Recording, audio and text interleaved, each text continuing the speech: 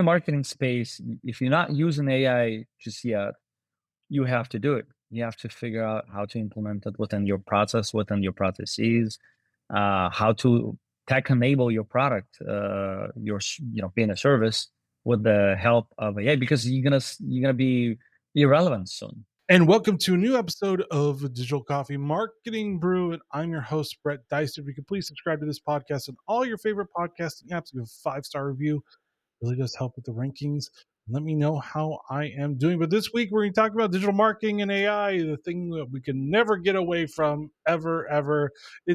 AI is great to a certain extent, but we always have to talk about it. But with me, I have Ivan. He's the CEO and co-founder of Comrade Digital Marketing Agency.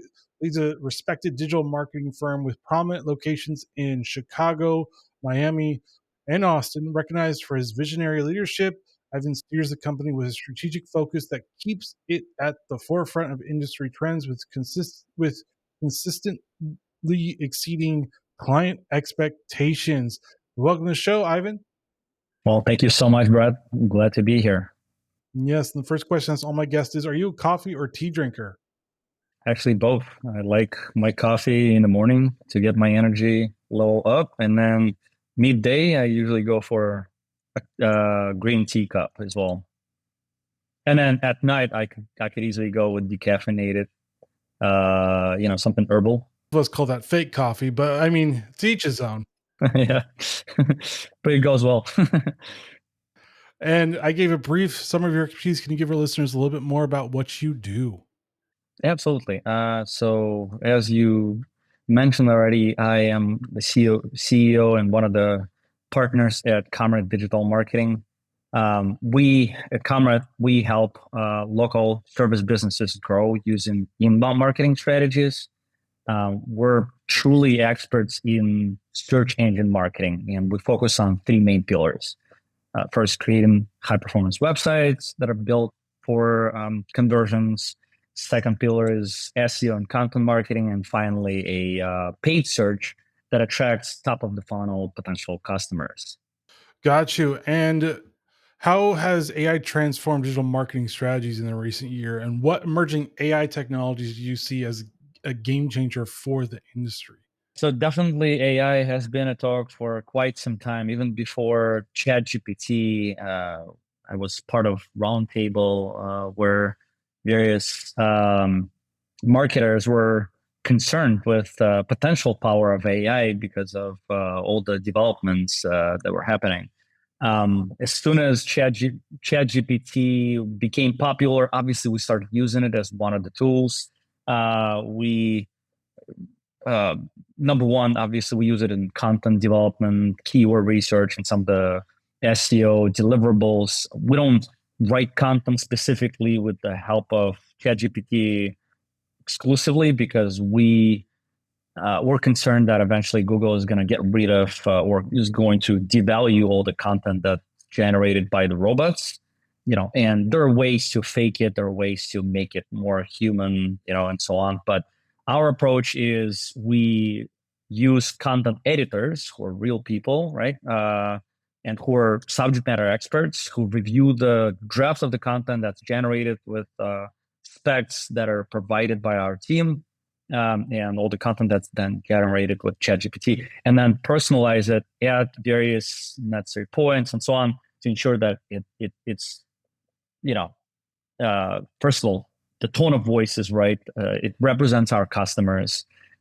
We say what we want to say in the piece, right? And we are very deep in our piece. So we feed, let's say, ChatGPT or some of the AI tools that we use for content generation with very specific, very detailed information as far as here's what we need to explain in this topic. Here's why we're better than, let's say, our competitors. Here's how our process is different from our competitors, and so on.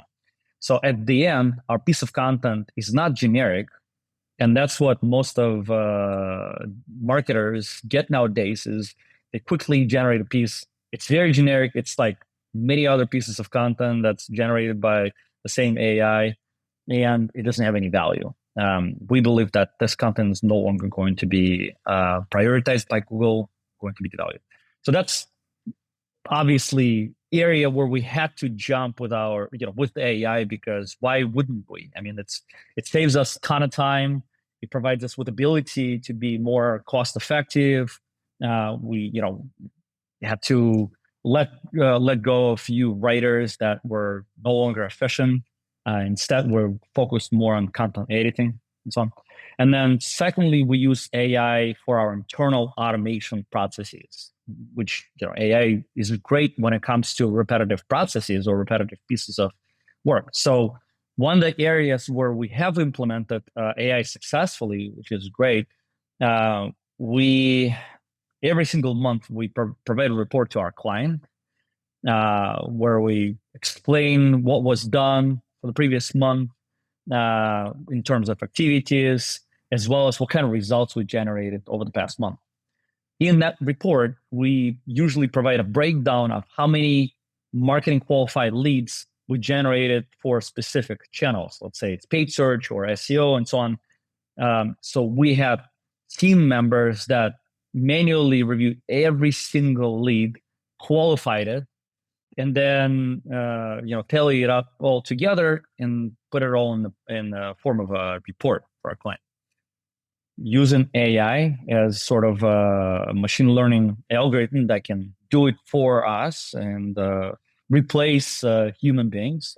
We've built our own system that actually captures all of the leads, reviews the transcript of every single lead that comes through a form of chat, form, or phone call, and then analyzes, hey, is this a lead or is this some sort of solicitation or repeat customer? Or maybe someone else. And if it's a lead, well, is this a good lead? Is this a 3-star lead, or is this a 2-star lead? Or we don't have enough information to qualify it properly. So we have the system that does it for all of our clients, and we have a crisp reports that demonstrate to our clients true ROI of our marketing services based on actual factual data. I mean, it's funny that you say Google's going to be devaluing AI written stuff, but they have their own AI called Gemini that writes the stuff for them. So I feel like it's kind of a weird strategy for them since they already have their own AI. Do it now. I do say don't abuse it, but let's be honest, we all kind of want to automate a lot of things. Maybe we should look at more blog posts a little bit more closely. We all want to automate more things than we don't. And blog posts are some ways. I mean, for podcasters, show notes are really the main thing that we automate quite a bit for with AI, because I mean that's the thing that we don't want to spend the most time on. So I mean, it feels weird that Google's doing this, but I also understand they want to keep it authentic. But I don't really know where they're going to go with this, because they do have AI and they're limiting AI at the same time. Yeah, and I think it's all gonna come down to EAT factor, which is going to be very, very. I mean, it already became super super important in the sort of what content Google values the most and which websites are being ranked. Because how are you going to differentiate hundreds, thousands, millions of websites if they're all going to have the same generic content? The only difference, Google needs experts. Google needs to show to its users expert content. So how do you know which content is was provided by an expert? Well, by seeing if the website has an affiliation with an expert author. We specialize on working with lawyers a lot, and lawyers, healthcare, and home services. For home services, it's probably not as important. Well, but for healthcare and legal, it's vital to have a content be provided by an expert with the right expertise. Otherwise, this content can be harmful in some sense, right? So when you work on content, let's say using AI tools like ChatGPT and so on, I would certainly advise you to ensure that you investing in promoting your expertise, showing it to the Google that it's worth listening to you because you're the subject matter expert. Agreed. I mean, it varies between different industries. I mean, for like digital marketing, blog posts written by AI may be fine, because I mean, it's marketing. You should always check it. But yeah, for like laws, lawyers, and like medical stuff, probably should actually have a human actually be writing that content instead. I do think it varies between industry and to industry. 100%. Yeah. If it's more generic, like we have some e-com clients, and let's say we need to generate content for thousands of SKUs based on specifications and so on, that's a really easy repetitive task. You can easily offload it to AI, and AI will do a great job. And you will probably save yourself, hundreds of hours by not writing it yourself. But if it comes to topics like healthcare, for instance, or legal for that matter, or anything that where EET is super important, yeah, and even if you use AI as your content generation tool, make sure you feed it with the information first. Make sure that AI is not just writing based on the data it gets from all the resources and all the websites out there, because it's going to be super generic. Feed it with very specific data. Explain your thought process. And imagine that someone is asking you a very specific question, like, "Hey, what would you do in this case or that case?" How would you respond to them?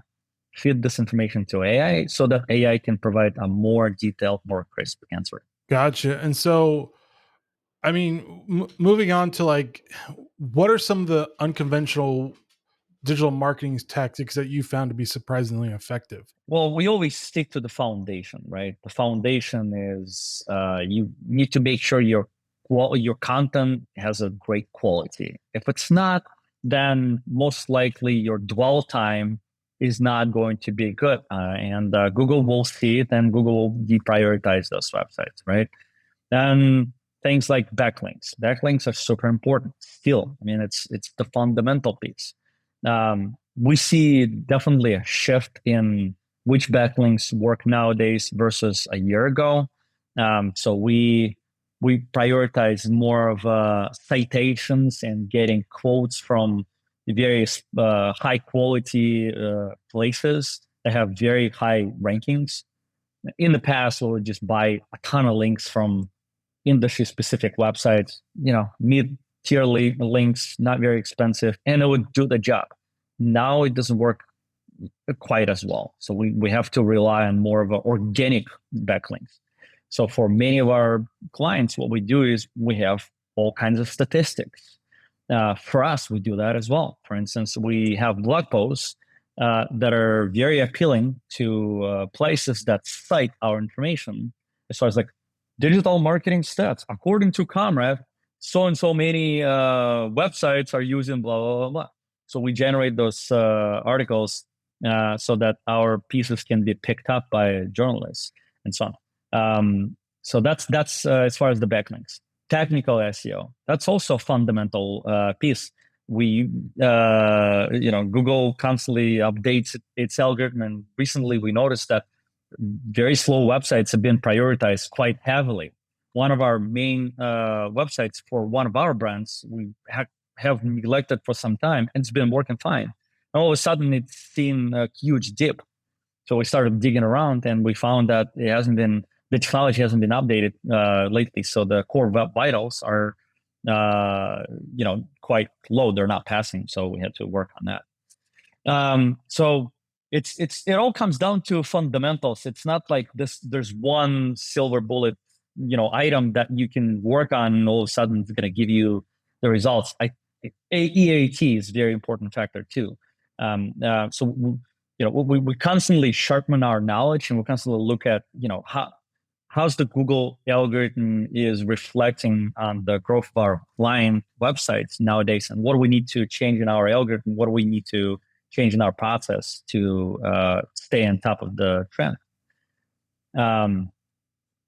I don't know if I'm giving you specific enough information. If you want to dig in, deeper in any of those areas, I'm happy to. No, it's fine. It seems like the unconventional is the traditional way. The traditional way, but still realizing what Google does nowadays, because it's still it's changing, right? With algorithm changes, with the addition of AI and so on.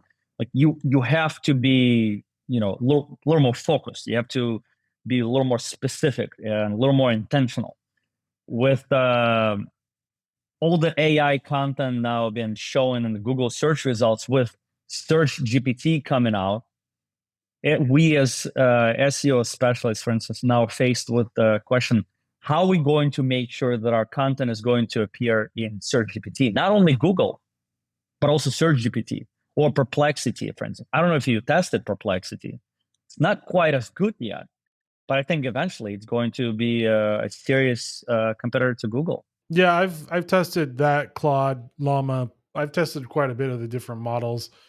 It For all those models, especially AI, it depends on what you're going to use with it. I feel like sometimes Gemini is better for writing like template scripts than ChatGPT. At times, it's not always one on one, but like I said, it really depends on what you're asking it because some are better than others about different things. So it's never like a one shot. Like it's always this one's always that good. It's like well, it's good at specific things. But I think they're going to be, and it's not just me, everyone highlights the fact that there's going to be behavioral change of how users are using search engines and so on. There are more and more Gen Z users that are going to Instagram or TikTok, for instance, to search for information. So we as marketers have to adapt, and that's something that we look at. We're constantly asking ourselves, hey, what could put us out of the business in the next 3 to 5 years? And we constantly have to adapt, because I believe the next 3 to 5 years are going to be quite different for us marketers as opposed to how it was, the last 3 to 5 years. So is SEO just becoming more segregated? Let's say you have TikTok SEO, you have Pinterest SEO because Pinterest does have kind of their own search function. You have chat search, you have Bing, you have Google Net, you still have Google, and then I'm pretty sure YouTube search or whatever else comes out for the actual SEO of the video side, plus the written side, plus if there actually is ever SEO for podcasts, which could happen as well. Which could happen, yeah. And now they call it everywhere search. It used to be Google search, it used to be Bing search, and so on. Now they call it everywhere search because you have to clearly identify who's your target audience and where do they shop. For our legal clients, I mean, so far so good. No one is looking for a lawyer on their Instagram or their TikTok. That's not going to happen. They would still go to Google or maybe Search GPT when it becomes more relevant, right? And going to give out more proper information. So we're quite secure there. But for more of a like beauty products or any of services that are bought by Gen Z, for instance, audience, you have to figure out other channels. Otherwise, you're gonna lose the share. You're not gonna become. You're not gonna be. You're not gonna be relevant. Um, so that would be my advice to any of the marketing agencies that are thinking about the future and what to do. That we all have to watch out for the next levels of AI because they're going to be a lot more specific AI algorithms to conquer places. Things like how do I become more relevant in Instagram search, or how do I become more relevant in TikTok search? Yeah, I would imagine like the lawyers and the doctors would be better served through LinkedIn and through the content through there because that's more specific to like the business side of things. And since they now have vertical videos, they just switch from square to vertical. It's probably more important to figure out how to do the short form content through LinkedIn. I mean, LinkedIn has never been a long form content social media site as it is. Yeah, unfortunately, we don't explore much of LinkedIn strategies as we should, and you rightfully highlighted that. We're trying to figure out what Search GPT is going to bring to the table when it's going to come out, because I believe fair amount of users are going to probably start using that, and we don't know what that's gonna do to Google, how Google is going to react. I think Google is still going to be very much relevant because they have been doing this for 26 years. and their content is very much relevant, very much up to date. When we've done our searches with AI, Perplexity, for instance, it gives you information, but it's not always accurate information. Like it could be outdated information. It could be not the intent might be not there. And Google has done a phenomenal job, and I think that would be the differentiating point moving forward for Google. Always check your work, especially with AI. Right, right. I mean, moving into that is just the personalization. How is that going to play a part? Because we just kind of talked about the SEO role and how diversified it's going to be eventually. Is that going to be even more important in the next 5 to 10 years, where you're just going to have to figure out search strategies for all these different places just because of the generational differences? And plus, we don't even know what Gen Alpha is going to do for search either. That's a really good question. I and I think it becomes really, really difficult for generalist agencies.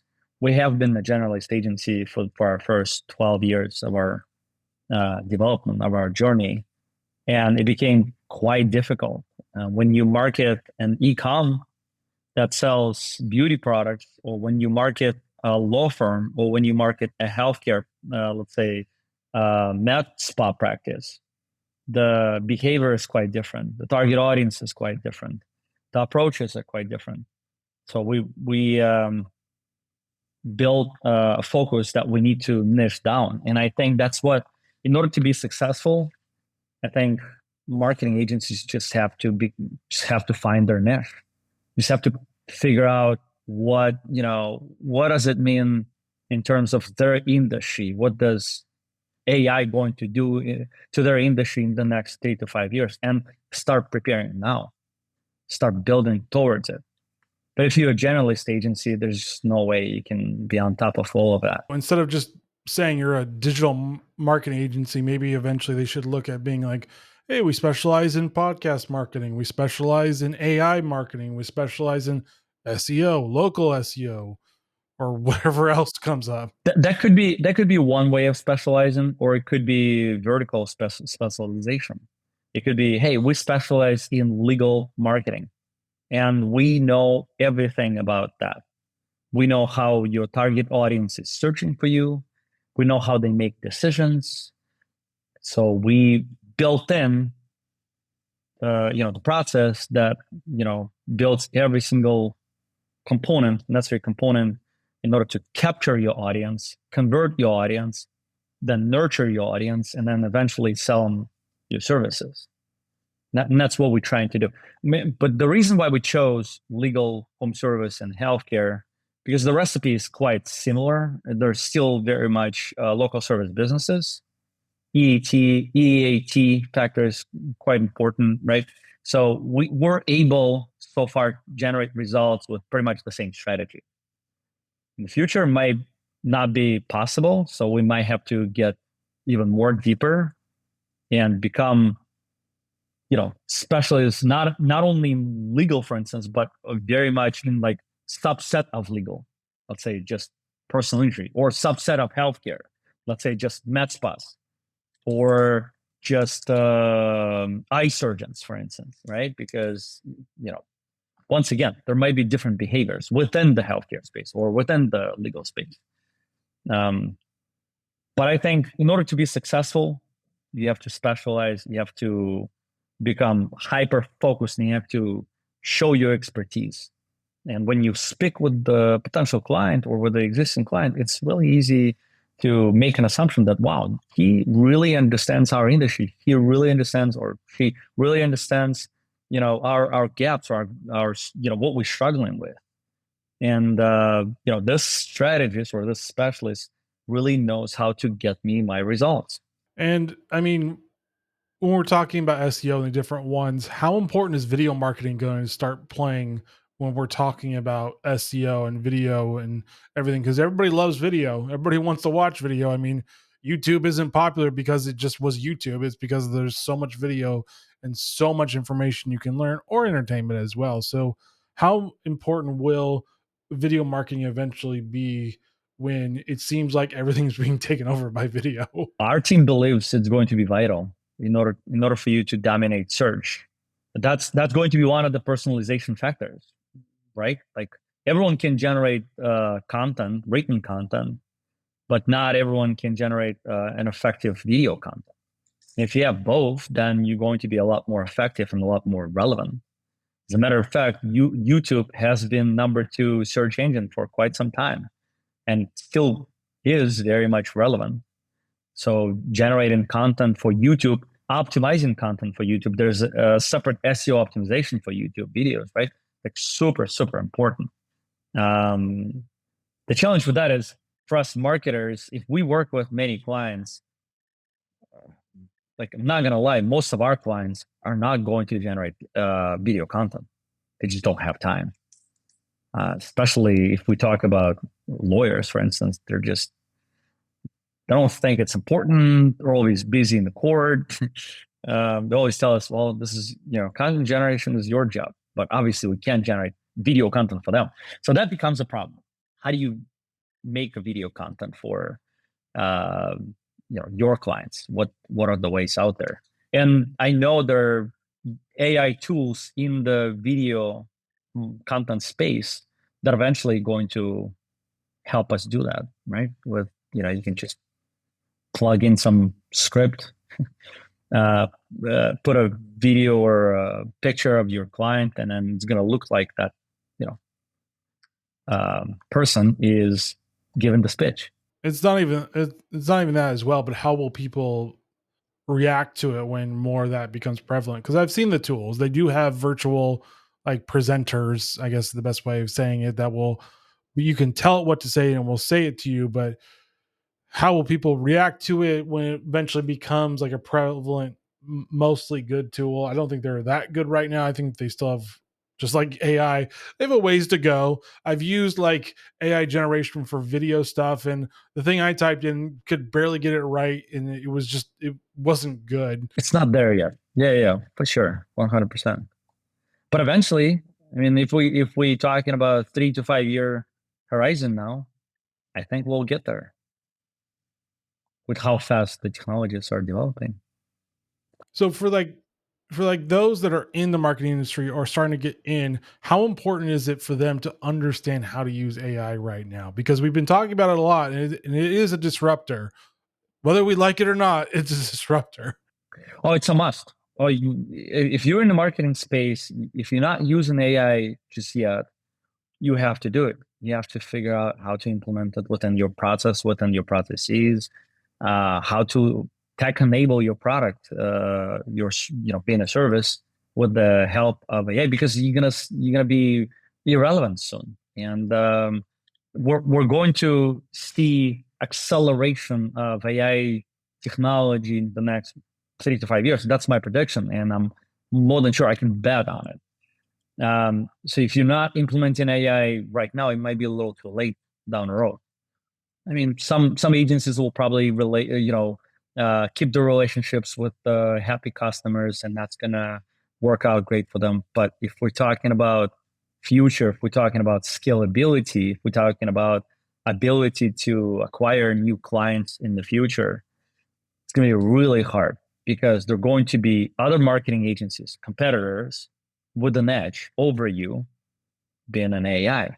They can produce content much faster. They can use AI for personalization. They can use AI for in the future for video generation or whatever else, for newsletters, whatever podcasts, maybe even, and that's going to make them a lot more streamlined and more effective. So they could easily drive the cost down, or they could drive the profitability up. It's up to them. It's going to be really, really hard to compete against them if you don't have that edge. Is there any like tips to like how to figure out how to do this? Because I mean, I remember starting out, I'm like, I don't even know what I'm doing. How do I do this? I mean, there's prompts, but you have to tell it the right thing or it won't actually do the right thing. Like when Google was new. Yeah. Oh, yeah. If you don't have anyone on your team that's tech savvy, that likes, that likes to go around, explore things, and can quickly demo, how AI can benefit your agency, I would advise looking for roundup table or meetups, various agencies. I'm part of two of those this type of meetings where various marketing agency leaders are coming to place and share our stories or how we use AI or various other subjects, and it can quickly give you some ideas on how you can implement AI within your agency. Not only that, you can easily set up a coffee meeting with one of those agencies, and you can ask them, hey, could you help me out? Could you like share with me how AI helped you, how you implemented it within your practice, right? We do it all the time. I get ideas all day long from those meetings, big or small. And people listening to this episode and they're wondering, where can they find you online to learn more about you or your company? Yeah, you can always email me at ivan@comradeweb.com. You can always find my LinkedIn profile on my website as well, on our website in the About Us section. You might write me a DM, no problem. I'll be happy to respond. And any questions you have, happy to provide value. Any final thoughts for listeners? Utilize and use AI. Those would be my two final thoughts. Hopefully that conversation was clear why. All right, Ivan, thank you for joining Digital Coffee Marketing Brew and sharing your knowledge on AI and digital marketing. Thank you, Brett. Thank you for having me here. And thank you for listening. As always, please subscribe to this podcast on all your favorite podcasting apps. Leave a 5-star review. It will just help with the rankings. Let me know how I am doing. And join me next week as I talk to another great thought leader in the PR industry. All right, guys, stay safe. Get to understanding AI. Just look at one and try to figure that one out first and then go on to the other ones. And see you next week. Later.